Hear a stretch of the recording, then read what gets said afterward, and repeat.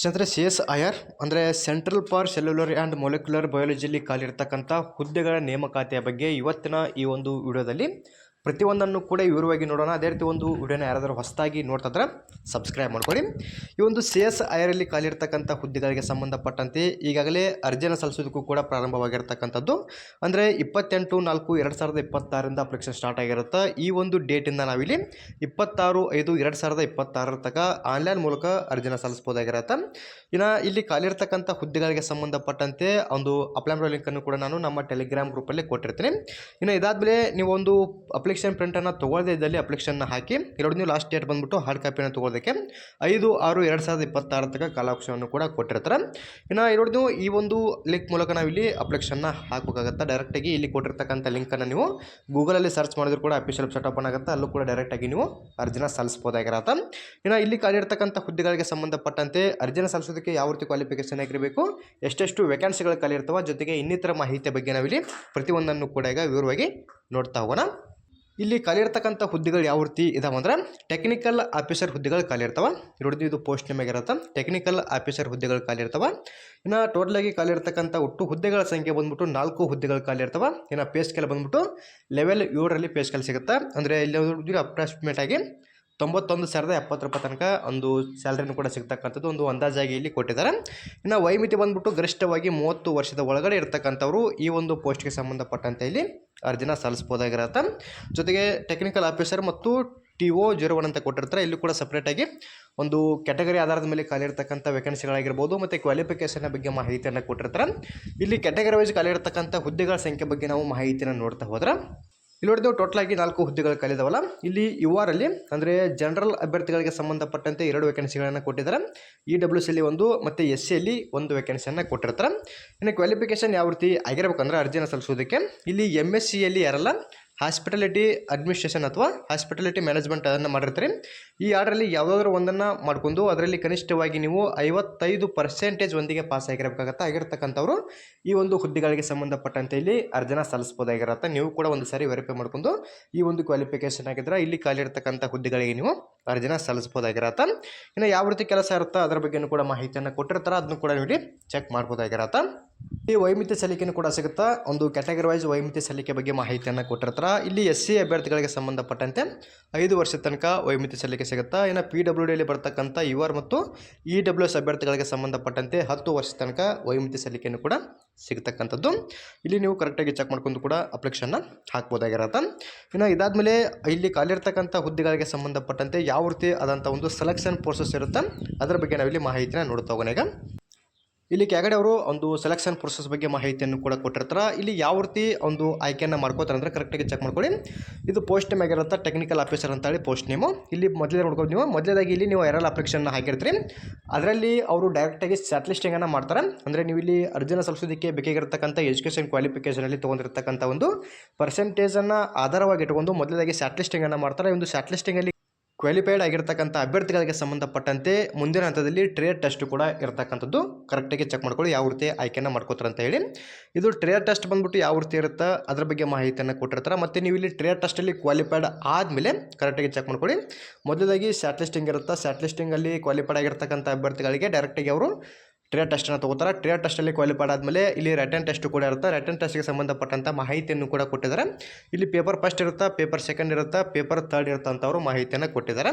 ಇಲ್ಲಿ ಮತ್ತೆ ಕೆಳಗಡೆ ಒಂದು ಸಿಲೆಬಸ್ಗೆ ಸಂಬಂಧಪಟ್ಟಂಥ ಮಾಹಿತಿಯನ್ನು ಕೂಡ ಕೊಟ್ಟಿರ್ತಾರೆ. ಅದ್ರ ಬಗ್ಗೆಯೂ ಕೂಡ ನಾವು ಇಲ್ಲಿ ಚೆಕ್ ಮಾಡ್ತಾ ಹೋಗೋಣ. ಈಗ ಒಟ್ಟಲ್ಲಿ ಇಲ್ಲಿ ಯಾವ ರೀತಿ ಆಯ್ಕೆಯನ್ನು ಮಾಡ್ಕೋತಾರೆ ಅದ್ರ ಬಗ್ಗೆ ಮಾಹಿತಿಯನ್ನು ಕೊಟ್ಟಿರ್ತಾರೆ. ಇನ್ನು ಎಕ್ಸಾಮ್ಗೆ ಸಂಬಂಧಪಟ್ಟಂಥ ಮಾಹಿತಿಯನ್ನು ನಾವಿಲ್ಲಿ ನೋಡ್ತಾ ಹೋದ್ರೆ ಇಲ್ಲಿ ಮೊದಲಾಗಿ ಟ್ರೇಡ್ ಟೆಸ್ಟ್ ಬಗ್ಗೆ ಮಾಹಿತಿಯನ್ನು ಕೊಟ್ಟಿರ್ತಾರೆ. ನೋಡಿ ಕರೆಕ್ಟಾಗಿ ಚೆಕ್ ಮಾಡ್ಕೊಳ್ಳಿ ಯಾವ ರೀತಿ ಟ್ರೇಡ್ ಟೆಸ್ಟ್ ಇರುತ್ತಂತ ಇಲ್ಲಿ ಅದರ ಬಗ್ಗೆ ಅವರು ಸಂಪೂರ್ಣವಾದ ಮಾಹಿತಿಯನ್ನು ಕೂಡ ಕೊಟ್ಟಿದ್ದಾರೆ. ಇಲ್ಲಿ ನೋಡಿ ಇನ್ನು ಸ್ಟೇಜ್ 2 ಅಲ್ಲಿ ರಿಟರ್ನ್ ಟೆಸ್ಟ್ ಇರುತ್ತೆ. ಒಂದು ರಿಟರ್ನ್ ಟೆಸ್ಟ್ಗೆ ಸಂಬಂಧಪಟ್ಟಂಥ ಮಾಹಿತಿನ ನಾವಿಲ್ಲಿ ನೋಡ್ತಾ ಹೋಗೋಣ. ನೋಡಿ ನೀವು ಮೀಡಿಯಮ್ ಆಫ್ ಕ್ವಶನ್ ಅಂದರೆ ಯಾವ ಒಂದು ಭಾಷೆಯಲ್ಲಿ ನೀವು ಪರೀಕ್ಷೆಯನ್ನು ಬರಿಬೋದು ಅಂತಂದ್ರೆ ಇಲ್ಲಿ ಇಂಗ್ಲೀಷ್ ಮತ್ತು ಹಿಂದಿಯಲ್ಲಿ ಮಾತ್ರ ನೀವು ಪರೀಕ್ಷೆಯನ್ನು ಬರುವುದಕ್ಕೆ ಅವಕಾಶವನ್ನು ಕೊಟ್ಟಿರ್ತಾರೆ.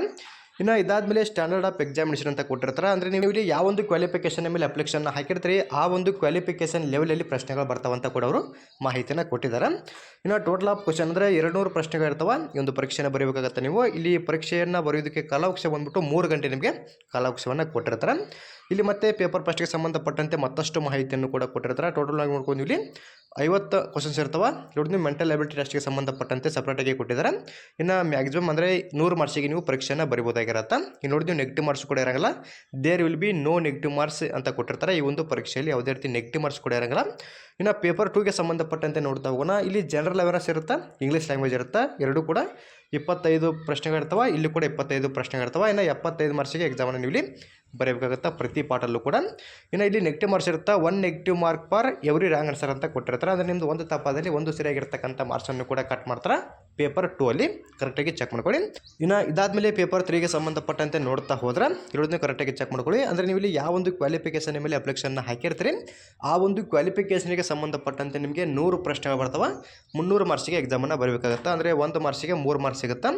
ಇಲ್ಲಿ ಕೂಡ ನೆಗೆಟಿವ್ ಮಾರ್ಕ್ಸ್ ಇರುತ್ತೆ. 1 negative mark for every wrong answer ಅಂತ ಕೊಟ್ಟಿರ್ತಾರೆ. ನಿಮ್ದು ಏನಾದರೂ ಒಂದು ತಪ್ಪಾದಲ್ಲಿ ಒಂದು ಸರಿಯಾಗಿರ್ತಕ್ಕಂಥ ಮಾರ್ಕ್ಸನ್ನು ಕಟ್ ಮಾಡ್ತಾರೆ. ಇದು ಪೇಪರ್ 3ಗೆ ಸಂಬಂಧಪಟ್ಟಂತೆ ಕೊಟ್ಟಿರ್ತಾರೆ. ಮೇಲ್ಗಡೆ ಟೈಮನ್ನು ಕೂಡ ಕೊಟ್ಟಿದ್ದಾರೆ. ಅದ್ರ ಬಗ್ಗೆಯೂ ಕೂಡ ನೀವು ಇಲ್ಲಿ ಮಾಹಿತಿಯನ್ನು ಚೆಕ್ ಮಾಡ್ಬೋದಾಗಿರುತ್ತೆ. ಇಷ್ಟು ಒಂದು ಎಕ್ಸಾಮ್ಗೆ ಸಂಬಂಧಪಟ್ಟಂಥ ಮಾಹಿತಿಯನ್ನು ಕೊಟ್ಟಿರ್ತಾರೆ. ಕರೆಕ್ಟಾಗಿ ಚೆಕ್ ಮಾಡ್ಕೊಂಡು ನೀವು ಇಲ್ಲಿ ಎಕ್ಸಾಮ್ಗೂ ಕೂಡ ಪ್ರಿಪೇರ್ ಆಗ್ಬೋದಾಗಿರುತ್ತೆ.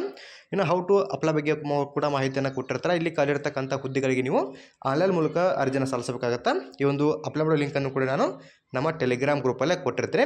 ಇನ್ನು ಅರ್ಜಿ ಸಲ್ಲಿಸುವ ಕೊನೆಯ ದಿನಾಂಕ ಬಂದ್ಬಿಟ್ಟು 26/5/2026 ತನಕ ನಮಗೆ ಕಾಲಾವಕಾಶವನ್ನು ಕೊಟ್ಟಿರ್ತಾರೆ. ಈ ಒಂದು ದಿನಾಂಕದ ಒಳಗಡೆ ಆಗಿ ನೀವು ಇಲ್ಲಿ ಅರ್ಜಿನ ಸಲ್ಲಿಸ್ಬೋದು. ಇನ್ನು ಅಪ್ಲಿಕೇಶನ್ ಫೀ ಕೂಡ ಇರುತ್ತೆ. ಎಷ್ಟೆಷ್ಟು ಅಪ್ಲಿಕೇಶನ್ ಫೀ ಇರುತ್ತೆ ಅದ್ರ ಬಗ್ಗೆ ನಾವು ನೋಡ್ತಾ ಹೋದರೆ ನೋಡಿದ್ದು ಯುವಾರು OBC EWS ಅಭ್ಯರ್ಥಿಗಳಿಗೆ ಸಂಬಂಧಪಟ್ಟಂತೆ 500 ರೂಪಾಯಿ ಫೀ ಇರುತ್ತೆ. ಇನ್ನು ಇಲ್ಲಿ ಕೊಟ್ಟಿರ್ತಕ್ಕಂಥ ಅಭ್ಯರ್ಥಿಗಳನ್ನ ಬಿಟ್ಟು ಅಂದರೆ ಮಹಿಳಾ ಅಭ್ಯರ್ಥಿಗಳಿಗೆ ಸಂಬಂಧಪಟ್ಟಂತೆ SC ST PWD ಮತ್ತು ಎಕ್ಸ್-ಸರ್ವಿಸ್ಮೆನ್ ಅಭ್ಯರ್ಥಿಗಳಿಗೆ ಸಂಬಂಧಪಟ್ಟಂತೆ ಯಾವುದೇ ರೀತಿ ಅಪ್ಲಿಕೇಶನ್ ಫೀ ಇರೋಲ್ಲ. ಡೈರೆಕ್ಟಾಗಿ ನೀವು ಇಲ್ಲಿ ಅರ್ಜಿನ ಸಲ್ಲಿಸ್ಬೋದಾಗಿರುತ್ತೆ. ಇನ್ನು ಯಾರಿಗೆಲ್ಲ ಈ ಒಂದು ಅಪ್ಲಿಕೇಶನ್ ಫೀ ಇರುತ್ತಾ ಈ ಒಂದು ಪೇನ ನೀವು ಇಲ್ಲಿ ಆನ್ಲೈನ್ ಮೂಲಕ ಅರ್ಜಿನ ಸಲ್ಲಿಸುವಾಗಲೇ ಪೇ ಮಾಡಬೇಕಾಗುತ್ತೆ. ಇಲ್ಲಿ ಮೇಲ್ಗಡೆ ಅವರು ಪೇಮೆಂಟ್ ಪ್ರೊಸೆಸ್ ಬಗ್ಗೆಯೂ ಕೂಡ ಮಾಹಿತಿಯನ್ನು ಕೊಟ್ಟಿದ್ದಾರೆ. ಇನ್ನು ಅದೇ ರೀತಿ ಒಂದು ಅಪ್ಲೈ ಮಾಡೋ ಲಿಂಕನ್ನು ಕೂಡ ನಾನು ನಮ್ಮ ಟೆಲಿಗ್ರಾಮ್ ಗ್ರೂಪಲ್ಲೇ ಕೊಟ್ಟಿರ್ತೀನಿ. ಎಲಿಜಿಬಲ್ ಆಗಿರ್ತಕ್ಕಂಥ ಪ್ರತಿಯೊಬ್ಬರು ಕೂಡ ಇಲ್ಲಿ ಅರ್ಜಿನ ಸಲ್ಲಿಸ್ಬೋದು. ಇನ್ನು ಇದಾದಮೇಲೆ ಇಲ್ಲಿ ನೀವು ಹಾರ್ಡ್ ಕಾಪಿಯನ್ನು ಕೂಡ ಸೆಂಡ್ ಮಾಡಬೇಕಾಗುತ್ತೆ. ಈ ಒಂದು ವಿಳಾಸಕ್ಕೆ ಕೆಳಗಡೆ ಅವರು ಅದರ ಬಗ್ಗೆಯೂ ಕೂಡ ಮಾಹಿತಿಯನ್ನು ಕೊಟ್ಟಿರ್ತಾರೆ. ಅಪ್ಲಿಕೇಶನ್ ಹಾಕಿದ ಮೇಲೆ ಒಂದು ಲಾಸ್ಟ್ ಪ್ರಿಂಟ್ ಬರುತ್ತಲ್ಲ ಆ ಒಂದು ಪ್ರಿಂಟನ್ನು ಕೂಡ ನೀವು ಇಲ್ಲಿ ಕೆಳಗಡೆ ಕೊಟ್ಟಿರ್ತಕ್ಕಂಥ ವಿಳಾಸಕ್ಕೆ ನೀವು ಇಲ್ಲಿ ಸೆಂಡ್ ಮಾಡಬೇಕಾಗುತ್ತೆ. ಇಲ್ಲಿ ಅದರ ಬಗ್ಗೆ ಮಾಹಿತಿಯನ್ನು ಕೊಟ್ಟಿದ್ದಾರೆ.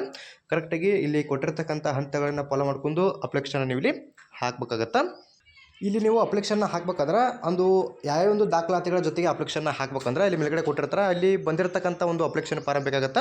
ಜೊತೆಗೆ ನಿಮ್ಮ ಮಾರ್ಕ್ಸ್ ಕಾರ್ಡ್ ಕಳ್ಕೊಂಡು ಬೇಕಾಗವ. ಅದೇ ರೀತಿ ಆಧಾರ್ ಕಾರ್ಡ್ ಆಗಿರ್ಬೋದು, ಜೊತೆಗೆ ಕ್ಯಾಸ್ಟ್ ಸರ್ಟಿಫಿಕೇಟು, ಈ ರೀತಿ ಎಲ್ಲ ಡಾಕ್ಯುಮೆಂಟ್ಸ್ಗಳನ್ನ ಒಂದು ಸಲ ಜೆರಾಕ್ಸ್ ಮಾಡಿಸ್ಕೊಂಡು ನೀವು ಅದ್ರ ಮೇಲ್ಗಡೆ ಸೆಲ್ಫ್ ಅಟೆಸ್ಟ್ ಮಾಡಬೇಕಾಗುತ್ತೆ. ಸೆಲ್ಫ್ ಅಟೆಸ್ಟ್ ಮಾಡಿ ಇಲ್ಲಿ ಕೆಳಗಡೆ ಕೊಟ್ಟಿರ್ತಕ್ಕಂಥ ಈ ಒಂದು ವಿಳಾಸಕ್ಕೆ ನೀವು ಇಲ್ಲಿ ನಿಮ್ಮ ಅರ್ಜಿನ ಸಲ್ಲಿಸಬೇಕಾಗುತ್ತೆ. ಇದು ಮೇನ್ ಆಗಿರ್ತಕ್ಕಂಥ ಎನ್ವಲಪ್ನ ಮೇಲ್ಗಡೆ ಯಾವ ರೀತಿ ಇನ್ಫಾರ್ಮೇಷನ್ನ ಫಿಲ್ಅಪ್ ಮಾಡಬೇಕಂತ ಕೂಡ ಮಾಹಿತಿಯನ್ನು ಕೊಟ್ಟಿರ್ತಾರೆ. ಕರೆಕ್ಟಾಗಿ ಇಲ್ಲಿ ಕೊಟ್ಟಿರ್ತಕ್ಕಂಥ ಸ್ಟೆಪ್ಸ್ಗಳನ್ನ ಫಾಲೋ ಮಾಡ್ಕೊಂಡು ಈಸಿಯಾಗಿ ನೀವು ಇಲ್ಲಿ ಅಪ್ಲಿಕೇಶನ್ನ ಹಾಕ್ಬೋದಾಗಿರತ್ತೆ. ಮೊದಲೇದಾಗಿ ಆನ್ಲೈನ್ ಮೂಲಕ ಅಪ್ಲಿಕೇಶನ್ನ ಹಾಕಬೇಕು. ಅದು ಕಂಪ್ಲೀಟ್ ಆದಮೇಲೆ ಒಂದು ಅಪ್ಲಿಕೇಶನ್ ಫಾರಮ್ ಬರುತ್ತೆ. ಅಪ್ಲಿಕೇಶನ್ ಫಾರಮ್ ಜೊತೆಗೆ ನಿಮ್ಮ ಮಾರ್ಕ್ಸ್ ಕಾರ್ಡ್ಗಳಾಗಿರ್ಬೋದು, ಆಧಾರ್ ಕಾರ್ಡು, ಅದೇ ರೀತಿ ಕ್ಯಾಸ್ಟ್ ಸರ್ಟಿಫಿಕೇಟು, ಜೊತೆಗೆ ಎಕ್ಸ್ಪೀರಿಯನ್ಸ್ ಸರ್ಟಿಫಿಕೇಟ್ ಇದ್ದರೆ ಅದನ್ನು ಕೂಡ ಅಟ್ಯಾಚ್ ಮಾಡ್ಕೊಂಡು ನೀವು ಇಲ್ಲಿ ಅಪ್ಲಿಕೇಶನ್ನ ಹಾಕಬೇಕಾಗತ್ತೆ. ಮೇನಾಗಿ ಇಲ್ಲಿ ಕೊಟ್ಟಿರ್ತಕ್ಕಂಥ ಡಾಕ್ಯುಮೆಂಟ್ಗಳನ್ನ ನೀವು ಇಲ್ಲಿ ಜೆರಾಕ್ಸ್ ಸೆಟ್ಟನ್ನು ಅಟ್ಯಾಚ್ ಮಾಡಬೇಕಾಗುತ್ತೆ. ಅಟ್ಯಾಚ್ ಮಾಡ್ಕೊಂಡು ಸೆಲ್ಫ್ ಅಟೆಸ್ಟ್ ಮಾಡಿ ನೀವು ಇಲ್ಲಿ ಅಪ್ಲಿಕೇಶನ್ನ ಹಾಕ್ಬೋದಾಗಿರುತ್ತೆ. ಜೊತೆಗೆ ಇಲ್ಲಿ ಕೂಡ ಹಂತಗಳನ್ನು ಕೊಟ್ಟಿರ್ತಾರೆ. ಈ ಒಂದು ನೋಟಿಫಿಕೇಶನ್ ಕೂಡ ಡೈರೆಕ್ಟಾಗಿ ನಾನು ನಮ್ಮ ಟೆಲಿಗ್ರಾಮ್ ಗ್ರೂಪಲ್ಲಿ ಕೊಟ್ಟಿರ್ತೀನಿ. ಅಲ್ಲಿ ನೀವು ಕೂಡ ಚೆಕ್ ಮಾಡ್ಕೊಂಡು ಅಪ್ಲಿಕೇಶನ್ನ ಹಾಕ್ಬೋದು.